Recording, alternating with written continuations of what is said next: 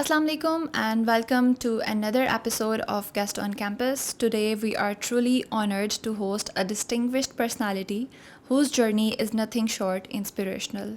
Our guest is Mr. Najeeb Ullah Ghauri, a proud Formanite, visionary entrepreneur and a philanthropist. He is the founder, chairman, and the CEO of NetSol Technologies, the very first IT company to be listed on NASDAQ, a milestone that brought immense pride to entire Pakistan. Under his leadership, NetSol has grown into a global leader in digital transformation for the financial sector, serving Fortune 500 companies around the world. Beyond his remarkable professional achievements, Mr. Ghauri's generosity and support for education reflect his deep commitment to shaping a brighter future for countless students. He is not only a business leader but also a role model and a motivation for young Pakistanis who aspire to dream big and make an impact globally. It is a privilege to have him on guest on campus with us today. Thank you so much, sir, for giving us your time today and be here with us. First of all, thank you, Laiba, for having me over here. I am actually always very excited and thrilled. And I use the word goosebump when I come to this campus because my history, amazing history, would change my life. So it's always a great feeling. That's great to hear. So let's begin with your story now. So could you please tell us a little about your early life and what led you toward technology and entrepreneurship? We all grew up in Lahore in 70s, 60s and 70s. And my first amazing experience was to spend 4 years in this college, great college. I finished my BA in 75. And then I moved to the US. Early life growing up in Lahore was a pretty good time. We were like typical boys, young boys. Grew up in a upscale neighborhood in Gulberg, right behind Home Economics College. And my family, 7 brothers, and my parents were quite successful in business, and they always wanted us to get the best education. So this is why they moved from Bahawalpur to Lahore. We were all born in Bahawalpur, but we moved to Lahore just so that we can get better education in Pakistan. And then after early years, I was very determined to go to US versus all my brothers. They went to London for further education. But for some reason, I had a fantasy for the US back then in 77. And I ended up there after my time here in this college. And so the period I remember is growing up in Lahore was just phenomenal, and I wish we can have it back again. Because when you're young, when you're kids, you have no worries, you just enjoy life and like typical children. But college days was really game changing for me, and I learned my basic roots was in this college. That helped me in my further education in the US. NetSol was the first US based Pakistani company to list on NASDAQ in 1999. So, what was your vision behind that? Let me quickly touch. When I moved to the US, I did my undergraduate from a university in Illinois. And then I moved to California for my MBA, Claremont Graduate School. And that was an amazing college because prominent professors were there. So I learned a lot during my MBA program. And then I did some corporate careers in a Unilever, a brand manager, and then went to an oil company. And in 1997, I decided to do something different. And that was a transition I took to get into the technology and how we were able to build the US company and then the global company. That's amazing. So you later listed NetSol's Pakistan subsidiary on Karachi Stock Exchange. What was your vision behind that? We in '97, I realized that I'm too cut off from Pakistan because I was working in the US. So the idea came to me in my mind to some investor bankers, venture capitalists came to me in '97. Somehow they hunted me down. They were looking for somebody with my background, MBA and Pakistani origin. They had some idea to take some investment to Pakistan or India. They approached me, I worked with them, and with their help, I was able to do an IPO, initial public offering. And that was phenomenal because without any business, we were able to do an IPO, right? It was zero business. The whole idea was to, after we successfully did the IPO, invest that money in Pakistan. And so we did the IPO in 97 and 99. I was itching to take it to from a smaller technology index to NASDAQ technology stock market, which, as you know, is the biggest technology index in the world. And so I was actually lucky with the help of my own wife. She was quite smart, and we both worked together, went through the whole process of filing and all that. And I didn't think we would get approval, but we were lucky. I just say it, speaking humbly.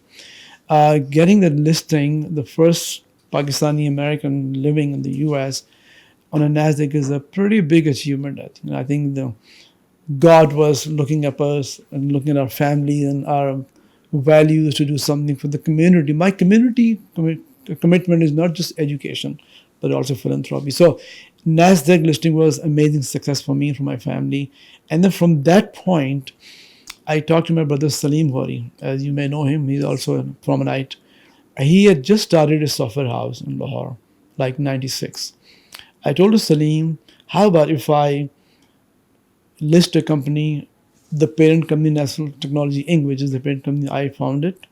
I'm the chairman and CEO of that company, which is a global company and that owns all the subsidiaries, including NetSol Pakistan. So I said, how about if I inject substantial capital through the IPO we do and invest in Lahore, technology, product, people, and campus?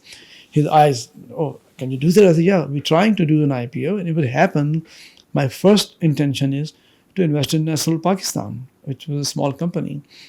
We did the IPO, we raised the money, and we came to Lahore. The bankers who were the VCs who were behind this whole thing, they wanted me to go to India and find an acquisition target over there with the money we raised in the IPO.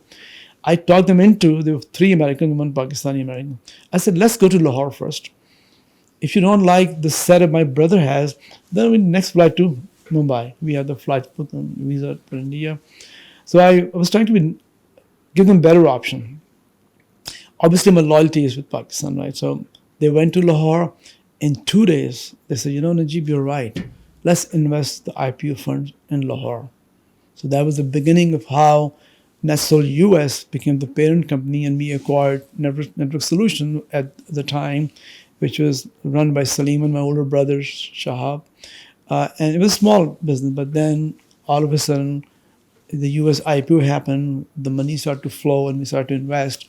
And as a result, we created global footprint in China, in US, Europe, Australia, Thailand, and Pakistan, of course, became our engine for growth because all the talent pool, the best talent pool is in NetSol Pakistan, all the youngsters in every area you can imagine. So I always say very proudly when I see my US customers, other places in the world, that can you imagine, Pakistan does not have a good rapport for a lot of reasons, but there is one thing which is so brilliant about Pakistan is the young talent. And we have 80% under 30, like your age, right? Under 30. And they're the talent, they're the future, they're the present and the future. And they're cutting codes, they're doing designing of the software, they're doing implementation, they're doing a lot of things from Lahore. 99% of the programming happens in Lahore, and we support 200 customers worldwide from Lahore. So that's the pride I have for NetSol Pakistan. Thank you so much for such an insightful answer, which truly makes you, which shows how you are an asset for this nation as well. So, moving on to our next question. How would you describe your leadership style and its impact on NetSol's growth? I'm a very simple man. I have a simple philosophy that let people work on their own, give them empowerment, give them the opportunity, and let them learn. They'll make mistake, they'll stumble, they'll stand up again. So we give them the environment to work. We have give them the resources and tools to bring customers, deliver product, build product, And there's so many other functions, especially in Lahore and other companies. We give them complete empowerment. If they mess up, then we sit down and counseling and advise them. Most of them do very, very well. And I think this is why NetSol has about 1,500 people in Lahore campus. It's really one of the biggest product-based company. We're not BPO or call center. It's a technology.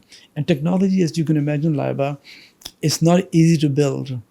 To build a software, we spent in, there's one story, we had a legacy system on Power Builder platform until 2011.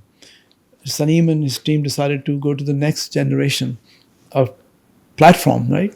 That would give us more, better quality and ability to reach out to bigger customers.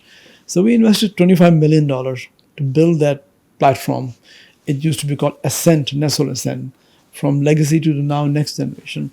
And that product gave us pretty massive revenue worldwide. I don't want to give numbers here, but it really helped us become over $1 billion revenue, which coming from Lahore, people like we have 25, 30% youngster like yourself, a female, and they all programmers, developers, engineers, business analysts. So you name it. It's everything's all the best talent is in Lahore. And then companies outside Pakistan, which the parent company owns, are the sales team who are working with the customers. Other markets like China is our biggest market, and US is a growing market. So it's a phenomenal, I think, achievement. So we give them the empowerment, give them the tools and resources, and their job is to deliver. So that's simple leadership, and we give them enough time to succeed and guidance and mentoring, and we have classes all the time in our campus. Yes, yes, yes. So it's very simple to just guide them and don't lead them. Let them just lead themselves. NetSol works in a very competitive global market. How do you keep the company innovative and ahead of other companies? Well, I think the best way to answer that, Lab, is that in our business, developing product is an important part for our customers. But more importantly, to deliver the product to the customer, the end user, is very challenging because customers like Mercedes-Benz or BMW, they spend millions of dollars in our product, right? So our responsibility is that to be compatible so that we don't lose our business to the competition is to give the product that they signed up for that. But this is not a off-the-shelf product, right? It's not like you can buy a computer thing and ready-made. This is a software that you custom made to the customer needs. And the customers are so into this space, leasing and finance space worldwide, that they have certain requirements for their business and portfolio and how many billions of transactions they do with our system. So our job is, the biggest delivery is that we deliver the platform on time, within budget, and it does what it's supposed to do. Rarely, I don't remember a story out of 25 years where we failed the delivery to the customer or we give them bad product. There's no such thing. Because Saneem and others are so amazing about quality assurance.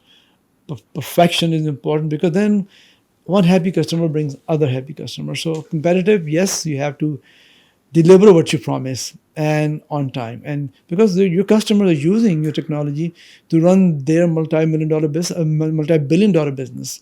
So it is important for us to make sure that we meet the responsibility and the commitment that we give to our customer. That exactly shows what you meant earlier, that you're building a legacy. Absolutely. Yeah. Absolutely. And many young people in Pakistan see you as a role model. What advice would you give them about building businesses that can succeed globally? I think role model is a good thing to know that there are good role models here. For you become role model by doing the right things. You inspire others, you create something different, and that people can emulate, especially the youngster, right? So youngsters have a responsibility, especially Pakistanis, because one, you are a fifth biggest population country in the world, right? We have sizable population of 60% under 30. There's an opportunity for youngsters to really lead with their education and thrive in doing the right thing. Do not look for shortcuts. Oftentimes, Some people will maybe have a lottery, but those are a handful. But the way to succeed is the way we did it, old-fashioned way, the right way, and no shortcuts. Look for, if you have a vision, anybody can have a good idea, but can you execute it? And if you can execute, can it last forever?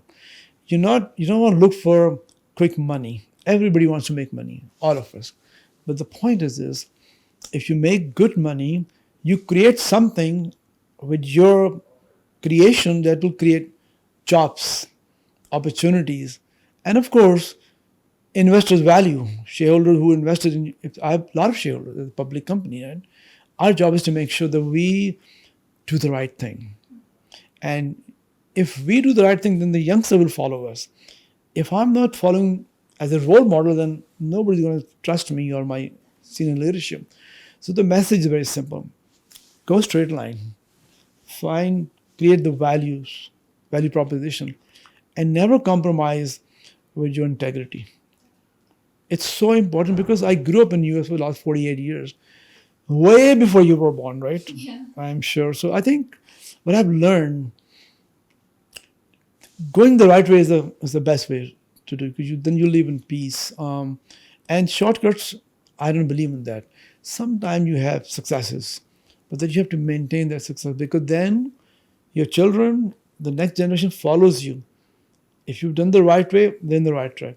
And if the thing that's not right, it's just, so my message is that youngsters have to be, they have to have some practical approach about life, right? You can have a vision, but how are you going to do it? Take advantage of what you have in this country. And then when you end up going abroad, like I did so many years ago for education and then created a business, everybody has that option and available. And I'm not smartest guy on earth. Maybe I'm more lucky. But I won't say that. I mean, yes, you are lucky, but I believe you're hard work. Hard work, absolutely. Nothing happens without hard work. Because otherwise, you do something different and then you get some quick result. It's not going to last forever. So we believed, this is why we chose to invest in the technology platform. Because customers buy 5, 10, 20 years. They spend tens of millions of dollars in our product. And 99% of customers are still with us. I maybe lost one customer in 25 years. So pretty good retention with the customer. And that is, despite of .com buzz, recession and COVID, customers didn't walk away. Yeah. Because they're dependent. Exactly. So if you create dependency of your performance, of your product, of your people, then they have no other way to go. That's an amazing point. I'll always remember this one. Okay. So what role does Pakistan play in NetSol's global operations, and how do you see the country's IT talent? Pakistan is the engine. NetSol Pakistan is the nucleus, is the heart for the global business, because like I said, product development, R&D, innovation, new ideas stem from Lahore. Then a lot of people support some ideas from my team worldwide, but that backbone is Lahore. That's where you have R&D, that's where you have the lab and new solution, new product, and then we take it out to the US and other countries. So Pakistan is, and I'm very proud. Thank God I didn't make the right decision 28 years ago. I didn't go to India. Yeah. I mean, I have nothing against India. They're good people, right? But the point is, why not our people? They should get the opportunity, and they've done well. Most of them, you'll be surprised. I was in China last time, a few months ago. There were a lot of people there and big customers, a lot of customers. And about 150 employees, we have 50 Pakistanis sitting in China in different offices, and the 100 local Chinese. They're able to adjust themselves in a non-English speaking language environment, right? But they're programmers, they're supporting our customers in China. And then there are people in US. We have an office in Austin, which is our business development hub. I'm based in California, which is the head office of the NetSol parent company. And everywhere you have Pakistanis sitting. Local nationally, of course, but they blend easily because they're educated, they're smart, and sometimes they're ahead in their thinking and their commitment. I'm proud of work ethics, of global team worldwide, and Pakistan people have such amazing caliber. And then there's always room for improvement. everywhere. It's never say I'm perfect. Perfection is important, impossible, but you have to get better and better. Because you say, oh gee, I've done everything and I'm young, but I'm done now. There's always room for improvement. Absolutely. So we mentor our people to look long term, big picture, and just do the right thing. That's really amazing. And looking ahead with AI and fintech reshaping the industry, where do you see the biggest opportunities for NetSol and for Pakistan's IT sector? Well, we got into AI development 3-4 years ago. We invested quite significantly in Lahore, a team of people who are specialists. So a lot of our customers want to see what are we doing for their use of our AI. So we have every customer is getting AI features for their platform so that they can do what AI is supposed to do. In Pakistan, I think is growing because very smart youngsters, very smart, and it's easy for young programmer developer to learn AI very quickly than oldies like myself, right? Because they're young, they're following the trend in social media and all kind of sources. They're learning fast about AI. Artificial intelligence existed many years ago. Actually, you'll be surprised, like 5 decades ago. Yeah. But now, of course, it's a big thing and definitely a game changer. I think in Pakistan, companies are very conscious. They want to make sure that they have AI capability. And that is one way to stay ahead of your competition. If you are not doing it, then you're behind. Either you don't have the wisdom, the leaders of those companies, or they don't have the resources to do that. But thank God, our people have wisdom and we have the resources, and people are adopting it very quickly, and so it's very impactful for our business in Pakistan and outside Pakistan. We speak. My couple of my brothers, they're thought leaders. My son is also a thought leader, and they speak in different forums very efficiently, very effectively, with confidence, and they talk about AI in different forums and TED talks and so on. Pretty That's impressive. amazing. Yeah, Yeah. it is. So, sir, that was truly commendable and amazing to see how you are from this institute and how you have grown an amazing international business, and how you're giving back to your nation as well, not just keeping it to yourself, and but giving back to the people and acknowledging the talent of people. But for my last question, what made you want to be a philanthropist, and you are contributing to the education as well as like in this institute as well, so what was your motivation behind I that? think it's very simple because if you're blessed with success, right, and because success is there's superpower out there watching us, right, and so you don't just say, oh, it's because of me. There's a lot of other factors. So if you're successful and you've done well, then it is your not Islamic responsibility to hey as a charity, but moral responsibility to give it back to the community in many different shape and form. You give it to schools. आप सोचेंगे how many there's 25 million unschooled kids in Pakistan. It's a huge population. Even if we just start think that segment with your philanthropic activity, you give it back. Don't give people money to buy a loaf of bread. Teach them how to make a living. Don't just give them food. Tell them how to fish, not how to eat. If you give them education, right, with your wisdom and your help, one person can change 10 people's life in a middle class family in Pakistan. So education is necessary. Philanthropy is important because it's your moral responsibility to share as much as you can, because there's no limit what you can do for the society.